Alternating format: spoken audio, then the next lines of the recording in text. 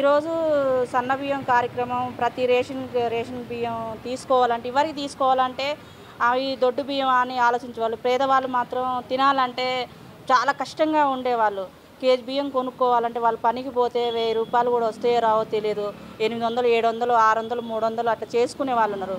ఇంట్లో పిల్లలు తల్లి ఇంట్లో కుటుంబం ఒక నలుగురు ఉండొచ్చు, ఆరుగురు ఉండొచ్చు. వాళ్ళు రైస్ కొనుక్కోవడానికే ఉంటే రెంట్ ఏం కట్టుకుంటారు, ఇంట్లో సోమత ఏంటి, మంచి ఏంటి, చెడు ఏంటి అని అన్ని విధాలుగా ఆలోచించేవాళ్ళు. ఈరోజు నలుగురున్న ఇంట్లో 20 కేజీలు 18 కేజీల రైస్ వస్తుందంటే ఆ రోజు 24 కేజీలు వస్తున్నాయి రైస్ అంటే ఆ రోజు వారికి ఆ నెల వారికి వాళ్ళకి ఎంత హ్యాపీగా ఉంటారు. 25 కేజీల రైస్ కొనుక్కున్నంత వాల్యూ ఉంది. అందులో ఒకటి రైస్ బాగుంటుంది, మంచిగా వాళ్ళంతా హ్యాపీగా ఉంటున్నారు. మళ్ళీ అందులో ఒకటి కరెంటు కూడా 200 యూనిట్లు ఫ్రీ వస్తుంది, గ్యాస్ 500కే వస్తుంది. ఇంతకంటే ఇక మనకి పరిపాలన అసలైన అసలైన తెలంగాణ అంటే ఇప్పుడు అనిపిస్తుంది. తెలంగాణ వచ్చింది ఇప్పుడు అనిపిస్తుంది. ఏ విధమైన ఏదైనా పేదవాడనే కాదు, మామూలుగా ఉన్నవాళ్ళు కూడా ప్రతి ఒక్కరు కూడా ఈ రైస్ వండుకుంటారు, తింటారు.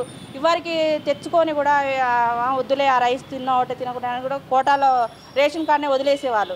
అలాంటిది ఇప్పుడు ప్రతి ఒక్కరు కూడా 1వ తారీఖు కాంచి 20వ తారీఖు వరకు కూడా లైన్లు కట్టి రైస్ తీసుకుంటారు. అంటే ఏ విధంగా తీసుకుంటారంటే సన్న రైస్ ఉంది కదా, సన్న రైస్ అంటే కల్తీ లేని ఈ రైస్ తింటే కూడా ఎలాంటి వాళ్ళకు కూడా రోగాలు అన్నది కూడా చాలా దూరంగా ఉంటాయి. ఇప్పుడు మనం కొట్లలో కొనుక్కుంటాం, కేజీ ఎంత ఉంటుందంటే 55, 65, ఒక్కోసారి ₹80 రైస్ కూడా వాళ్ళు కొనుక్కునే సోమతి లేక కూడా నూకలు కూడా కొనుక్కొని వండుకునే స్థితిలో ఉంటారు.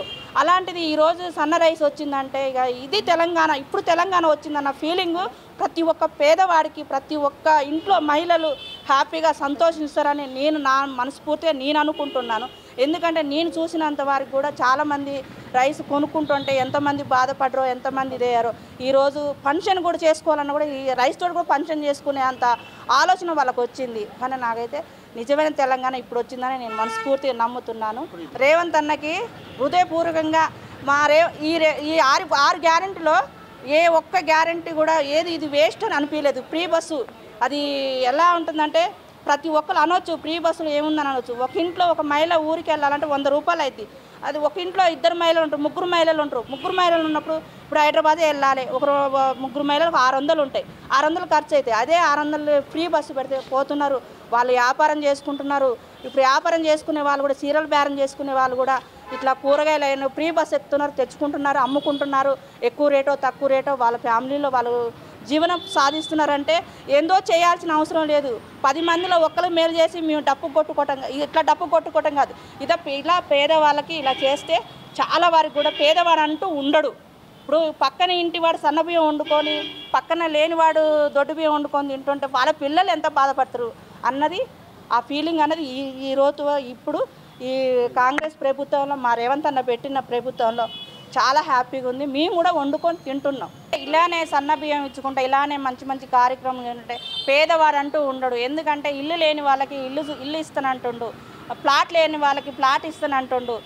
ఇంతకంటే ఏ విధంగా చేసినా ఇదే పథకాలు ఇదే కంటిన్యూ అయితే అసలు మన తెలంగాణలో ఇంకెక్కడైనా కూడా కాంగ్రెస్ జెండా ఇంటింటికి కాంగ్రెస్ జెండా కంపల్సరీగా ఉంటుందని నేను కోరుకుంటున్నాను. Subscribe us and press the bell icon for more interesting updates.